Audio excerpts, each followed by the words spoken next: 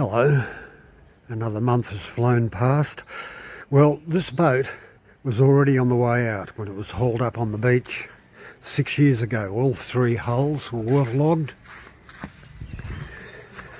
The deck half gone, the windows rotted out, including all the surrounding areas. Termites everywhere. It's not looking too bad now, is it? Starting to look like a going concern. So I'm about 75% there before I go sailing.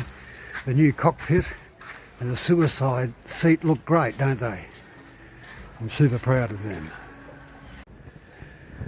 Well, you might think that's a bit of a joke, considering when I first arrived it actually looked cleaner, but so rotten on the inside. Now it's getting pretty solid on the inside. The outside's looking a bit messy, but it'll come up good with a coat of paint. More of the back cabin going up in flames. It's a bit sad to see one of these Butte super simple windows being turned to ash. Whoops, my temp plates here got a little bit wet, but so did the plywood. But I think it'll work out. Well, there we go. A bit rough, but close enough. In the starboard armour here, looks like we've got a bit of termite activity. I better get the chisel and do some digging, see what I can find. I'm surprised to see that there are actually no live termites in there at all, not a single one. Though I'll treat it as though there are termites there, and we'll see what happens. I haven't been down here for probably 6 months, so maybe they took to wing during the last flight season and have left the boat. We'll clean it up and see if there's any more telltale droppings that appear. Found a few more. I'm going to splash some thinners on all that and then get out of this armour before I'm as high as a kite. Ah, the suicide seat. What a good thing. Is that what I'm seeing on this boat?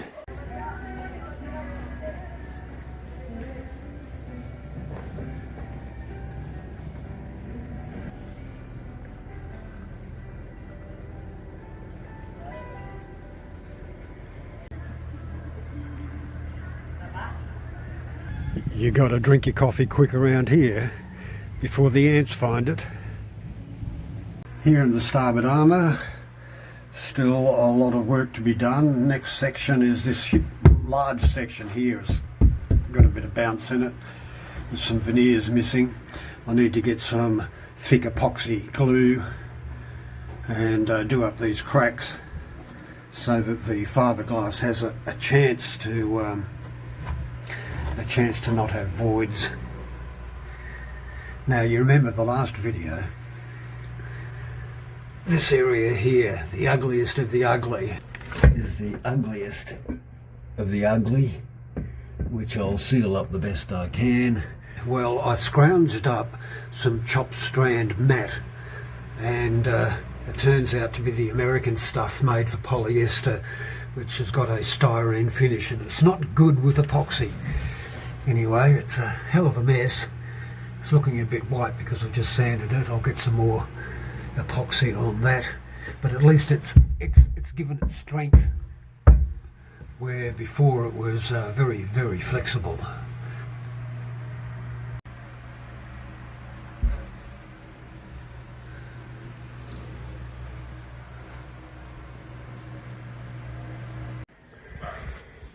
Well, it's rather nice that the timber, which I cut off the old remains of the back cabin right there, has got a little bit of curvature to it, which is exactly what I need for a stringer. Excellent. These guys here are rebuilding the fence along here, which is rather nice. They run some cattle in here, some cows, and the calves are a little bit adventurous, so they're making sure they don't land in the sea.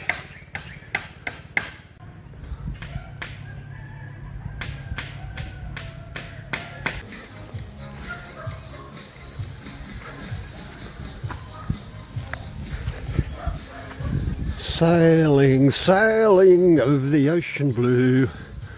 Yeah, one day. Now this has come up really quite well, no voids. Okay, the piece of timber has been cleaned of paint and varnish and ready to be glued in. Got a little bit of cardboard up there, a template for a piece of plywood to fill in that hole, and I'll stick some tape underneath here and fill all that in with epoxy.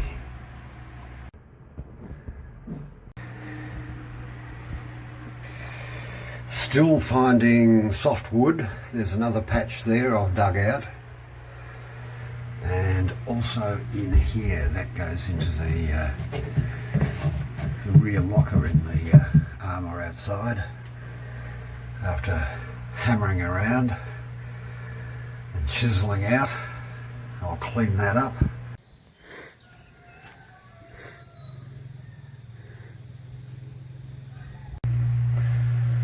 I have double coated all this with epoxy for the side I can't get at once it's in, and then this goes in something like that. Well, it appears that I was correct in not trusting the water tank, which I will never use as a water tank, not just because there's at one stage seawater was coming through here, but right here underneath the mast step, as I was digging around looking for termites in under the water tank, I found a humongous hole, and in further investigation I found the rot has come up to here, but it's a humongous hole, goes right down. Now before I do a repair on the bits down the bottom here, I'm going to have to find out why this is moist and locate the problem on the outside and seal that and wait for that to dry out before I get to repair it. Well, I've done some grinding and some sanding, which I've got to do anyway, and finally I found it right there. Look at that. Get some epoxy in that. Also up here, a couple of feet forward of the dagger board, there's another damp spot, which I'm going to have to find the cause of on the outside before I do a repair to that. Here outside, a couple of feet forward of the dagger board, and this one's a little bit more tricky. I found one up here, but that's above the waterline, and there's some others here, pretty small. Where are they? There they are. Anyway, I'll get some epoxy in them as well and see if it dries out on the inside. This is how I'm getting rid of some subterranean termites, which have proven difficult to eradicate. They're infesting down below the cockpit floor there, and it appears that they're living inside some cracks in here. I noticed when I patched this there were some voids, so I've drilled it out and I have found voids, and so far I've poured in maybe half a saucepan full of thinners and it's still taking it up, so I'll keep putting in thinners, and then when that's dried out a fair bit I'll put in super thin epoxy, followed by slightly thicker epoxy, followed by thicker epoxy, till I've got it all filled up, and I don't think the termites are going to survive that. Drying out these holes, I poured about half a saucepan of very thin epoxy in those holes, and while away it just soaked up and left holes, and then the rain came along and filled up the holes with water. So I'm drying them out, and next will be thick epoxy inside those holes. Some bits and pieces being glued and bolted on for the management of the rudder blade.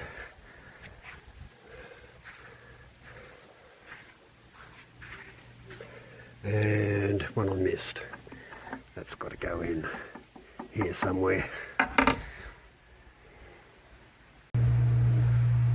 Here on the other side, in the port armour, next to the daggerboard case, what we've got here is foam.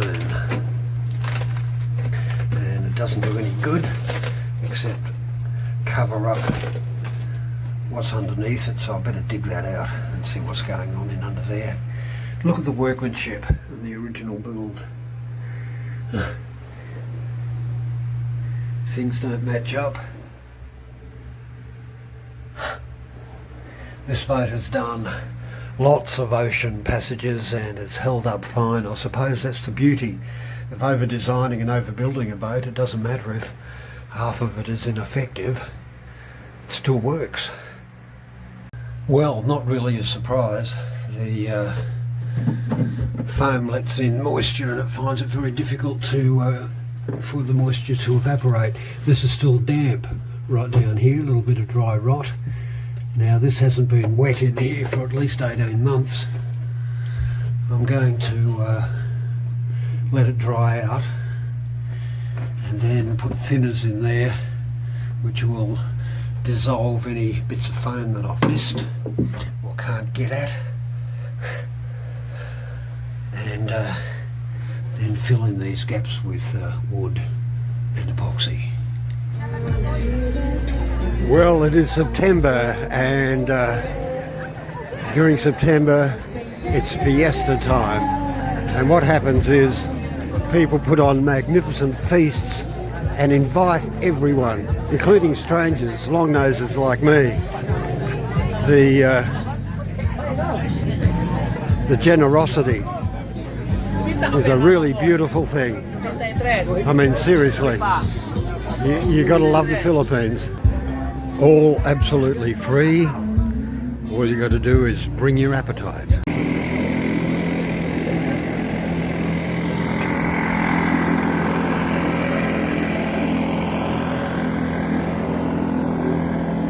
I've taken another day off to go do a little bit of sailing on my neighbour's boat, who has finally got around to completing its restoration. Well, mostly complete. There's a few little jobs that need to be done. There's the man at the wheel, and we're heading back to Tambobo Bay.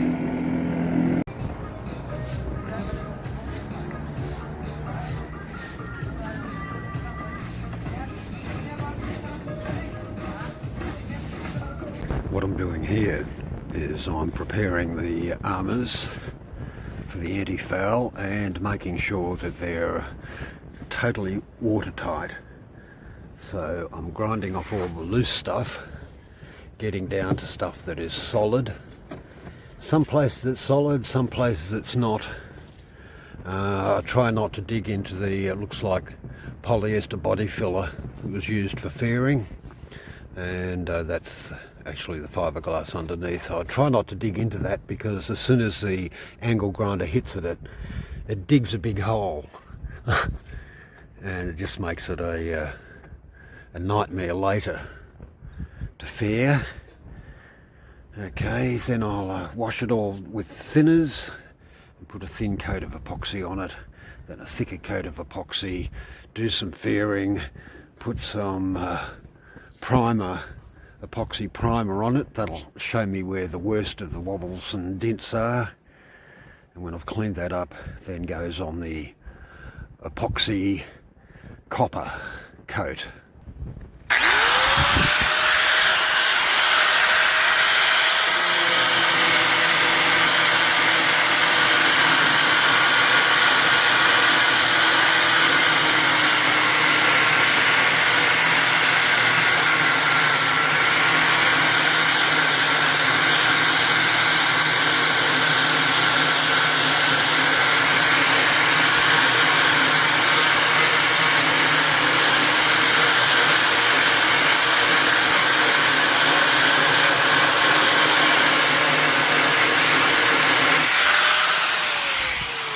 Actually, it's sort of hard doing this with one hand as I video, and boy do I make a mess.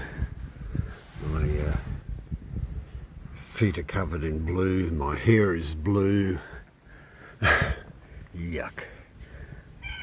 The angle grinding is just about all done. The next trick is to get right underneath to make sure that the very bottom parts are done. Well, the sun's going down, but I cannot stop. There is going to be a high tide tonight, so this has all got to be sealed. Now, it's a good idea between operations to give everything a good sanding. A good sanding.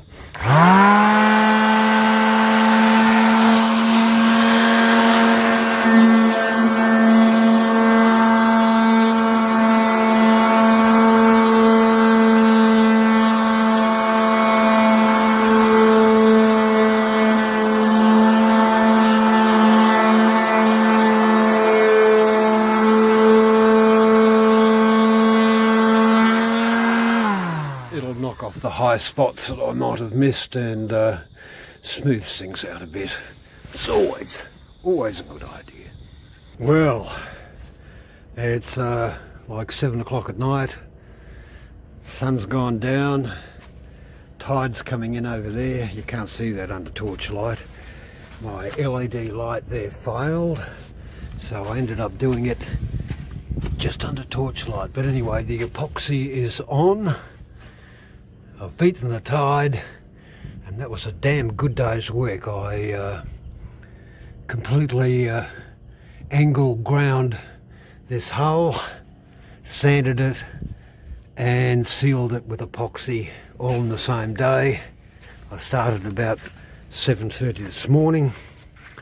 I'm so pleased with myself that I've shouted myself a bottle of rum. Now I've just got to clean up this stuff that I got laying around, and then I'll indulge myself. One more little job to do, have a proper clean. My arms are covered in it. Unfortunately at the moment we have no running water. Yeah, my hand's pretty dirty as well, so this is how it's done locally, and it works. I have sanded, washed it all down with thinners, expecting to go out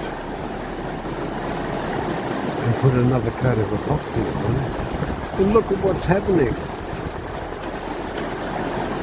Last night I was as sick as a dog, really sick, after eating this stuff.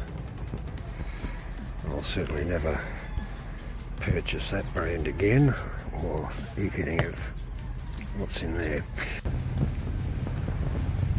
Anyway, this morning I'm not feeling so motivated. I'm feeling a lot better.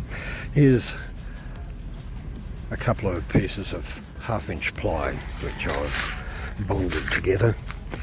It's going to go on here on the rudder blade as an assistance for swimmers trying to get on the back of the boat. So I'll clean that up with the angle grinder. Of course, the more you sand something with sandpaper wrapped around a block of wood, the more beautiful it gets. Nice.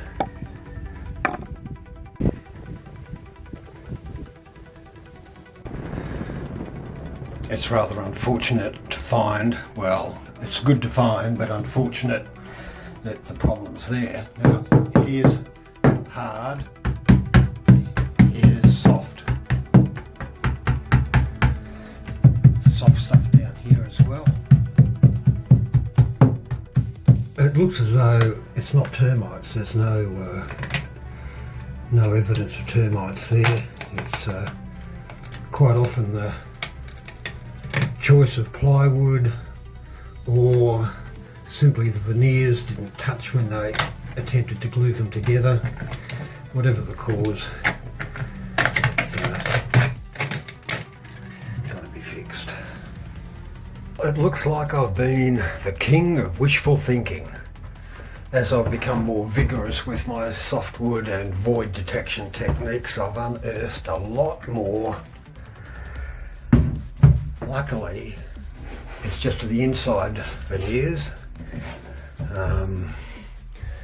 Obviously because of the hole being soaked in water for years and it being a super moist environment, this is what happens. Well, 2 coats of epoxy on the armours, and I guess I better start doing something about filling in all these little bumps.